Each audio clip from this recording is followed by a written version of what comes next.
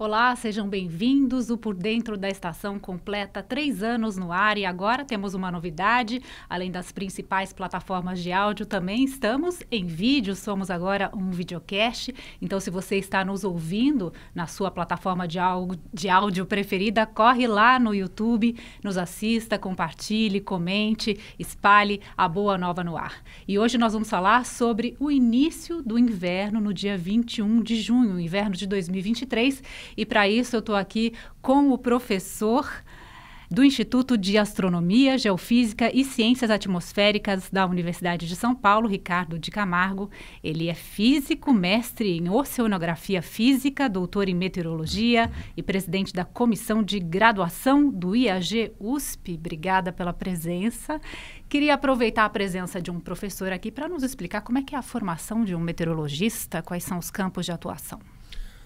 Existe formação em nível técnico, cursos técnicos para formação de meteorologistas, e existe também os cursos de graduação em meteorologia, onde os estudantes obtêm o grau de bacharel em meteorologia e conseguem registro no Conselho Regional de Engenharia e Arquitetura.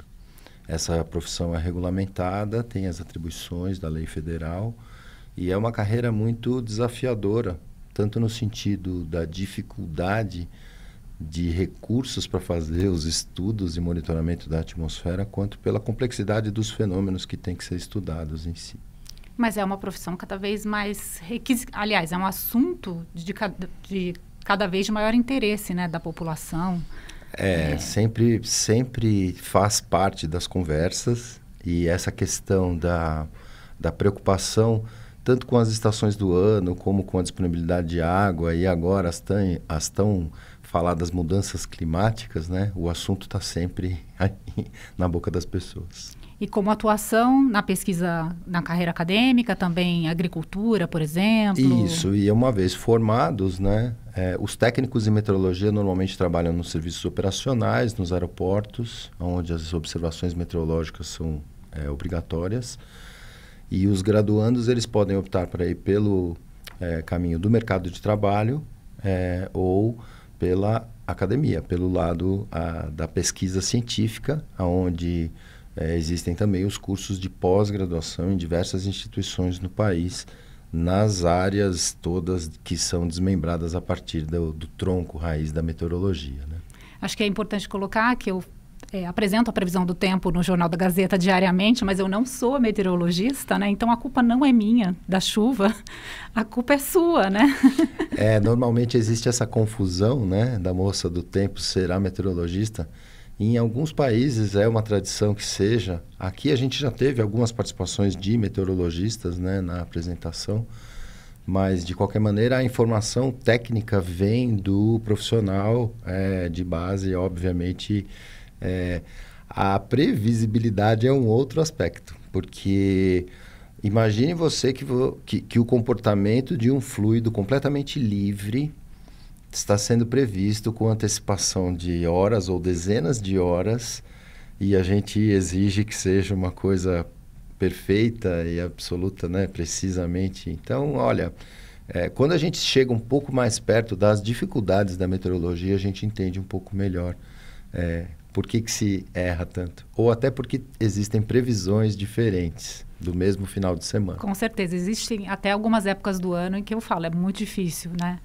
A chuva de verão, o horário da chuva. Muito difícil. É muito difícil prever, isso eu já aprendi. Muito difícil. A maior dificuldade da meteorologia e ainda vai ser por muito tempo, a previsão dessas chuvas isoladas sobre o continente na região tropical. Para isso, computação, os modelos numéricos, até a inteligência artificial está sendo tentada, porque é realmente um aspecto que não é caótico. É errado a gente dizer que ele é completamente caótico, porque ele depende de um grau de organização das variáveis ou do ambiente caracterizado pelas variáveis atmosféricas. E é lógico que a severidade dos eventos, né, saber aonde e com qual intensidade vai se formar, né, e exatamente em qual horário, é um pouco exigente demais. Vamos então falar do inverno de 2023 e antes de entrar nas características da estação propriamente dita, eu tenho ouvido no começo do mês que a gente pode dizer que existe um inverno meteorológico, um astronômico, que o astronômico é aquele do solstício no dia 21, naquele horário, acho que é 11h58, se não me engano, mas que o meteorológico é essa mudança atmosférica que já está acontecendo desde meados aí do outono, né? Existem 2 invernos mesmo? Não, na verdade não é exatamente isso, né? A mudança da estação no calendário, sim, ela acontece no nosso solstício de inverno, né, no dia 21. Os horários muitas vezes variam um pouquinho em torno daquele horário padrão, mas a questão do inverno que se diz o meteorológico é que, do ponto de vista dos cálculos das estações do ano, a gente junta os meses de junho, julho, agosto para fazer o trimestre de inverno. A gente não vai do dia 21 exatamente de junho até o dia 21 de setembro. A gente pega junho, julho, agosto. Setembro, outubro, novembro já são os meses que caracterizam a primavera. Então, existe isso em todas as estações do ano. Dezembro, janeiro, fevereiro são os 3 meses do verão. E março, abril, maio completam, né, com o outono, os 3 meses do inverno. Isso para os cálculos climatológicos das médias trimestrais que caracterizam as estações do ano. Agora, tem outra confusão, que é até difícil para mim, mas que eu gostaria que o senhor desfizesse, que é a questão do inverno amazônico, o inverno que é ligado à chuva e à queda de temperatura, e o inverno tradicional, digamos assim, do sudeste, centro-oeste, do sul do Brasil. Quando a gente compara as regiões do Brasil com essa extensão territorial enorme, a gente tem que considerar que em alguns lugares o ciclo de temperatura ele é muito pouco evidente. Por mais que você tenha um declínio médio durante os meses de inverno, a temperatura individualmente em cada dia pode subir bastante. Normalmente o que caracteriza o inverno são as noites frias e quando a gente tem pouca nebulosidade, na época seca, porque aí a temperatura baixa muito. Aí a gente sente bastante, né? Inclusive isso é uma característica utilizada para diferenciar o clima de regiões no planeta. Então, no que diz respeito à Amazônia, a questão lá é chover ou não chover, né? Em algumas partes da Amazônia é literalmente assim, mais a parte sul, sudeste da Amazônia, mas a região norte, lá a fronteira com a Colômbia, é chover bastante ou não chover tanto, né? E aí a divisão que é feita, que é utilizada, ela não respeita a convenção nem do inverno, nem das estações nos solstícios e equinócios e nem a nossa divisão trimestral da meteorologia. Mas as características do inverno brasileiro são, basicamente? Se nós pensarmos, é o período basicamente seco, né, na maior parte do território nacional, com exceção do sul, que sempre tem influência de frentes frias, e daquela justamente porção mais ao norte, lá na Amazônia, já na porção noroeste da América do Sul, onde tem a floresta úmida, que aquela região é uma região sempre beneficiada por esse recurso. E, em compensação, o resto do país passa por um período extremamente seco, com exceção um pouco da costa do Nordeste, talvez, que também tem um período um pouco mais úmido nessa época do ano. E aí as frentes frias. Exatamente. E aí o avanço das frentes frias, que agora no outono começam a dar os seus primeiros sabores, né? Normalmente a gente tem os primeiros eventos em abril, os precoces são logo no início de abril, que a gente fala, meu Deus, já virou, né? O que outono gelado, né? E essa característica do avanço em direção às estações mais ao norte, à medida que o outono passa e o inverno chega. E é comum da gente ter a influência das frentes frias nessa época de inverno chegando no litoral, até às vezes no sul da Bahia, né? Em alguns casos isso acaba acontecendo. Aí são os dias mais frios do inverno, né? Depois da passagem. E o que é curioso é que quando a gente compara as diferentes regiões, justamente pela continentalidade, tem frentes frias que muitas vezes entram perto da Cordilheira dos Andes ali e influenciam mais a região centro-oeste e muitas vezes chegam lá na Amazônia, formam aquelas tais friagens, você deve Sim. lembrar de ter anunciado esse tipo de fenômeno. E muitas dessas situações, o tempo ainda nem virou ali no Rio de Janeiro ou em Vitória, é curioso. E tem situações onde as frentes frias avançam muito mais rápido pelo oceano e influenciam muito mais as cidades costeiras. Então, as características dos avanços dos sistemas meteorológicos também são diferenciadas conforme as épocas do ano, né?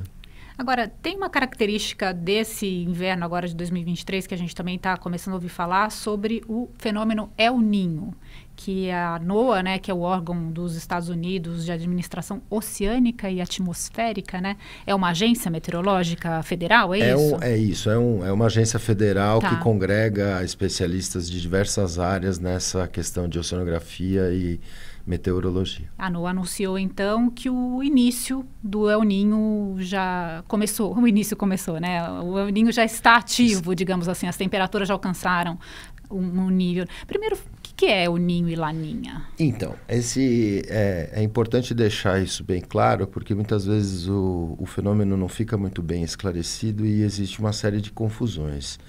A região do Pacífico equatorial é bem caracterizada por águas aquecidas, bastante aquecidas. Lá perto da Austrália e da Indonésia, ali, da Oceania, naquela região, no Pacífico Oeste, perto do sudeste da Ásia. E isso é uma característica climatológica. O lado mais perto aqui das Américas, ele tem águas mais frias. O comportamento normal é assim. Só que esse normal, ele é influenciado por esses fenômenos que são denominados El Niño e Laninha, aonde essas águas mais quentes que se localizam naquela região oeste, elas acabam ocupando áreas mais centrais ou até áreas próximas à América no Pacífico. E essa alteração causa na atmosfera um impacto, porque o fornecimento de vapor acaba mudando de lugar, vamos dizer assim. Então, as nuvens mais profundas, em vez de se formarem lá predominantemente naquela região do Pacífico Oeste, elas passam a vir se formar ou na parte central ou mais perto das Américas.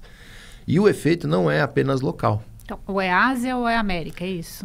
Existe esse comportamento climatológico e a mudança do posicionamento dessas águas caracteriza esses fenômenos. O Laninha é uma situação normal com o volume aumentado. Aquela água quente, ela é um pouco mais quente que o normal e essa água fria fica um pouco mais fria que o normal.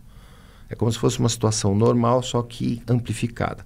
O El Niño não, aquela água quente se espalha pelo Pacífico Central, trazendo com ele as nuvens profundas que tipicamente moram naquela região.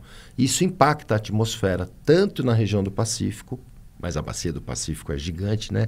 Tem 15 mil quilômetros de extensão, e obviamente essa mudança da formação das nuvens profundas acaba impactando muito a América do Norte e a América do Sul. Então, a gente tem um sinal bem evidente da influência do fenômeno El Niño Southern Oscillation, ou El Niño Oscilação Sul, que sua fase positiva caracteriza o El Niño e na sua fase negativa caracteriza o Laninha. Essa é a definição clássica do ENSO, ENSO. E por que tanta preocupação com o El Niño? É um fenômeno mais ligado ao aquecimento global?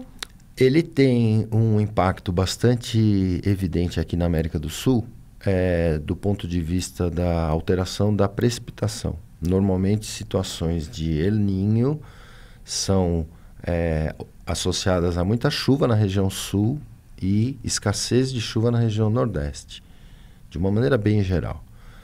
E as épocas de Laninha é basicamente o contrário. Chove um pouco mais sobre o Nordeste, chove um pouco menos sobre o Sul. Nos noticiários dos últimos meses, a gente viu a seca que o Sul tem passado e como choveu no Nordeste. E a gente está acabando de sair de uma Laninha e mudando rapidamente para um fenômeno de El Niño. Então, esse monitoramento que a NOAA americana faz... A NOAA é a NASA da água e da atmosfera, todo mundo conhece a NASA, Uau. né? Eles têm essas agências federais que congregam muitos especialistas e financiam muitos estudos, né? Coordenam muitos estudos. Então, eles conseguem avanços, contribuições bem significativas. Então, esse monitoramento ele é feito não somente com imagens de satélite, mas ele é feito também com boias ancoradas no meião do Pacífico, que medem temperatura da água até 500 metros de profundidade. Esse é um fenômeno acoplado entre o oceano e a atmosfera, onde existe um grande mistério científico a ser desvendado ainda, porque não se sabe ao certo como ele dispara, o que pode mantê-lo ou o que pode atrapalhar o seu desenvolvimento ou a sua manutenção. Existem muitas tentativas de descrições analíticas e também simulações numéricas, mas cada evento ensina mais um pouquinho, e é um desafio muito grande. Sobre os efeitos do El Niño, especificamente na Amazônia, vamos ouvir um trecho de uma entrevista que eu fiz com o Carlos Nobre, pesquisador da USP, co-presidente do painel científico para a Amazônia, e depois a gente comenta? Ótimo, vamos lá. Vamos lá. O El Niño, como eu falei, em 2015 e 2016, ele foi considerado o El Niño recorde do período histórico que há medidas, e teve a seca recorde na Amazônia. Se a gente pegar mais de 100 anos de dados de chuva na Amazônia, essa foi a seca mais pronunciada. O El Niño deve se projetar muito a partir de setembro ou outubro. Então, ele vai afetar a próxima estação chuvosa do sul do Amazônia, a de 2023 para 2024. Se for caracterizado como um El Niño forte, que tem a probabilidade de mais de 50%, ele deve induzir, sim, uma seca muito pronunciada na Amazônia. Antigamente, nós tínhamos um El Niño forte a cada 15, 20 anos, induzindo uma seca forte, aumenta a mortalidade das árvores, pode ter até incêndios florestais causados por descargas elétricas. Aqui eu estou falando evolução em milhões e milhões de anos da Amazônia. Mas depois, uma seca forte a cada 2 décadas, você tem um tempo de recuperação da floresta. Nos últimos 20 anos, nós já tivemos 4 secas fortes. E a floresta está ficando muito degradada, ela sofre muito com a seca forte.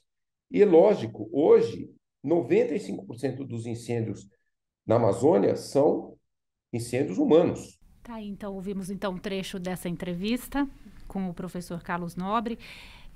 O El Niño e a Laninha estão mais frequentes, como ele citou, né? Tinham uma periodicidade maior e agora a frequência e a intensidade até desse fenômeno? É mais pela intensidade até do que pela frequência de ocorrência. Na verdade, a nossa série observacional dos fenômenos de El Niño, na maneira com que nós estávamos falando agora há pouco, imagens de satélites e boias meteoceanográficas, isso é feito dos anos 80, 90 para cá.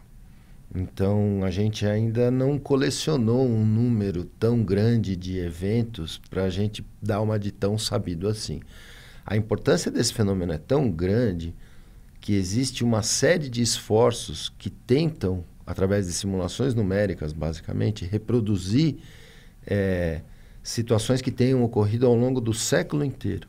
Existem algumas reconstruções climáticas e atmosféricas que são feitas com evidências indiretas de medições de temperatura e de navios, uma série de tentativas de reconstruir para tentar entender se essa mudança que a gente está vendo nesse período curto que a gente tem como monitorar, observar bem, ela é uma variabilidade de longo período ou se ela tem a ver como uma tendência agora nas mudanças climáticas. E o que parece, e o que a gente mais teme do ponto de vista da ciência, porque vai ser um fator irreversível, como os oceanos estão absorvendo muito dessa temperatura, desse calor que está sendo armazenado no sistema climático terrestre, é possível que os fenômenos que redistribuem esse calor no oceano, e um deles é o El Niño, sejam mais frequentes e mais intensos. E, portanto, os impactos deles também sejam.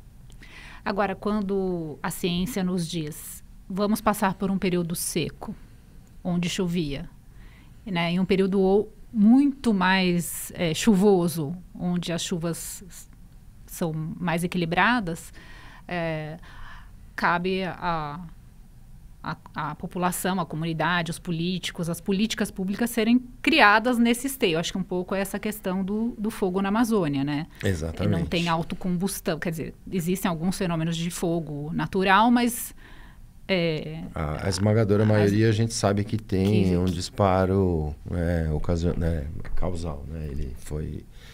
Mas, enfim, o que o Carlos falou com relação à degradação da Amazônia, ela tem a junção dos dois fatores, né? A intervenção humana e essas alterações de precipitação que vão debilitando, né, a floresta, principalmente nas suas bordas.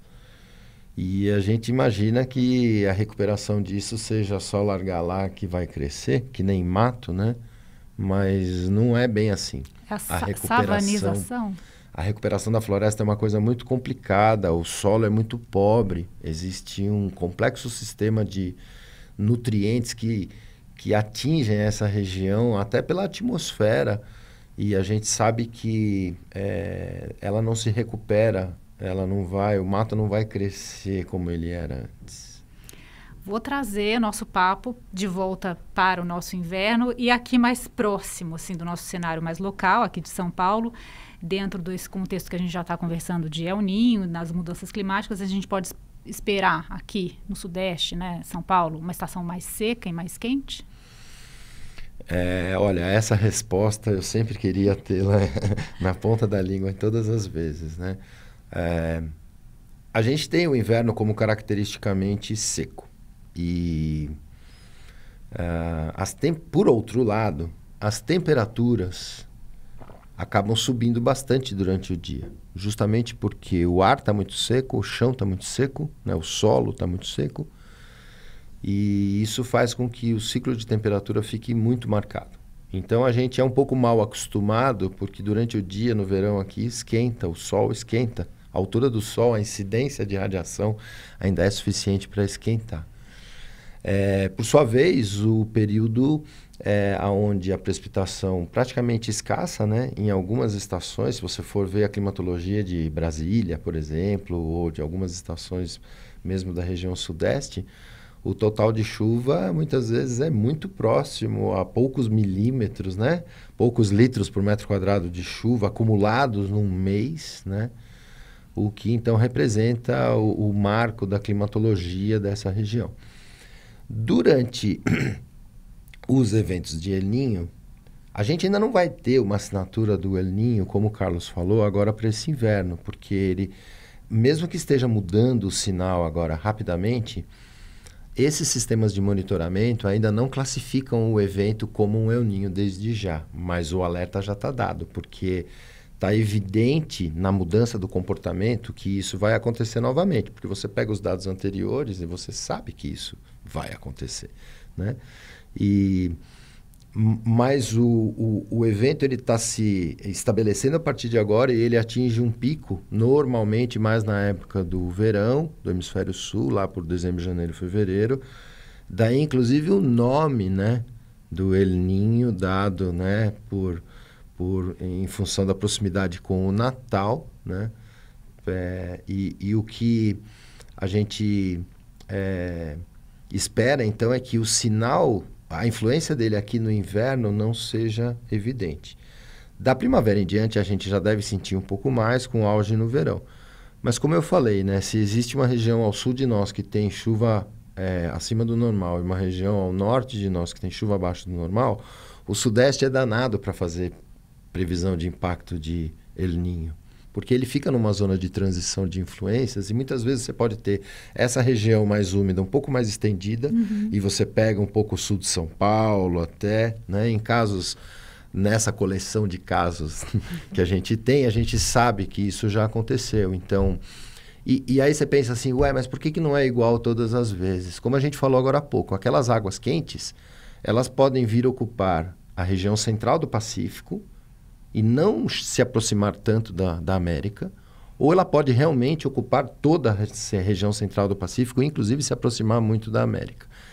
Os padrões de alteração são levemente diferentes nessas duas situações. Eles têm esse impacto, sim, com uma assinatura, mais chuva no sul, menos chuva no nordeste, menos chuva na Amazônia, mas em alguns dos eventos as assinaturas são levemente diferentes. Claro, não é um carimbo. Como a gente falou, a atmosfera e o oceano são fluidos livres e eles se movem continuamente para redistribuir o calor.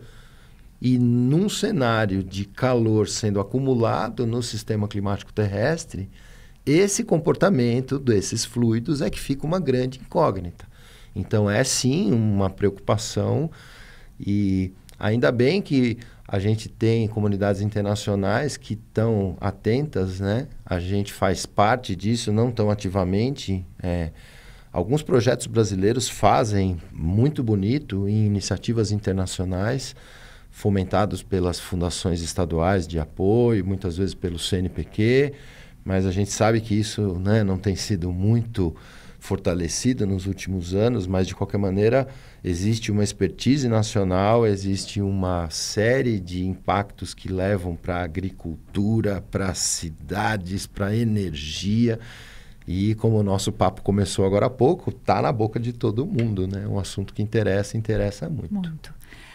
Como a gente falou desse Brasil continental, né, das diferenças do sul para o norte, para o nordeste, esse inverno múltiplo, né, que existe no Brasil, a gente mora numa cidade gigantesca. Né? Não é continental, mas ela é grande, né? E ela vai de uma serra a outra, tem um vale no meio, né? Ela tem microclimas e às vezes chama a atenção que a gente fala a temperatura vai atingir 22 graus, mas a gente sabe que tem bairro fazendo 4 e tem bairro fazendo 13, né? Para média, né? E tem bairro, sei lá, fazendo 27. E aí a média da temperatura é... Não sei se eu acertei na matemática, mas você entendeu a extensão territorial da cidade e a mudança da ocupação do solo associada ao relevo realmente determina, né, uma série de microclimas. A gente tem regiões mais vegetadas, a gente tem regiões muito urbanizadas e com pouca vegetação, ou seja, pouca sombra. E aquele efeito que a gente também já ouviu falar várias vezes, né, de ilha de calor. Se você imagina uma cidade como sendo uma região urbanizada e os entornos ainda preservam um pouco de vegetação, a atmosfera sente aquele comportamento porque aquilo esquenta bastante durante o dia e fica esfriando durante a noite, numa taxa de aquecimento e de resfriamento diferente da vegetação do entorno. Então até os ventos mudam. Existe até convergência de ventos em cima da cidade, justamente por conta desse aquecimento muito grande, e que muitas vezes na época do verão até dispara chuva num lado da cidade, mas não dispara do outro. Inclusive, para isso a gente tem diferenças, né? No que diz respeito às temperaturas frias do inverno, é muito curioso quando você compara regiões um pouquinho mais altas, com um pouquinho mais de vegetação, relativamente próximas da cidade, e que experimentam valores muito diferentes do que aqueles que são medidos nos termômetros lá no centro, né? Então, esse é basicamente o motivo pelo qual a gente vê esse tipo de comportamento. Ventilação e iluminação também é algo que faz uma diferença muito grande, né? A gente sabe que nessa época de inverno, esses dias que passaram mesmo, né? O sol estava gostoso, mas dentro de casa não estava muito quente, né? Então é aquele dia que na sombra está frio, no sol está calor, né? E o que a gente então observa é realmente uma diferença grande e regida pela combinação de todos esses fatores, né? E cadê a garoa? Então, a garoa... Da terra da garoa. Então, a garoa da terra da garoa, por incrível que pareça, ela continua a acontecer, né? É lógico que essa mudança da ocupação do solo, pensando naquela situação entre rios que a gente estava falando agora há pouco, de uma região com muita vegetação, muita disponibilidade de umidade, para uma mudança, para um concreto, para um asfalto, a atmosfera vai sentir isso, né? É lógico que vai sentir localmente. Se você for perto de São Paulo, ali para Ribeirão Pires ou Paranapiacaba, ali continua aquele comportamento e muitas vezes a atmosfera impõe, né, com algumas frentes frias que fazem com que fique aquela nebulosidade em forma de camada, aquela chuva fraquinha, né? Ainda acontece isso, tem menos interação, digamos assim, com o local como tinha antigamente, mas a gente ainda tem os eventos que geram, né, esses chuviscos persistentes que são ainda característicos aqui de São Paulo. A gente tem que pegar o trem lá para Paranapiacaba, né? Olha, para matar a saudade para matar a saudade é mais fácil lá, sim, com certeza. O inverno lá é gostoso, é frio, tem a serração, sempre, tem aquela né? comida gostosa. É, isso mesmo. Vale a pena o passeio. Isso mesmo. Professor, agradeço demais sua participação aqui no nosso programa, na estreia do nosso videocast, do novo formato. Agradecer muito a presença do professor Ricardo de Camargo, docente e presidente da Comissão de Graduação do Instituto de Astronomia, Geofísica e Ciências Atmosféricas da Universidade de São Paulo. O Por Dentro da Estação tem produção da Natália Galego, pauta do Caio Canavieira, direção de vídeo e áudio do Gui Romero, gerência de jornalismo da Valesca Quintela. Você nos acompanhou até aqui, muito obrigada. Se está nos acompanhando pelo YouTube, compartilhe a novidade, comente, interaja com a gente e a gente se vê na próxima estação.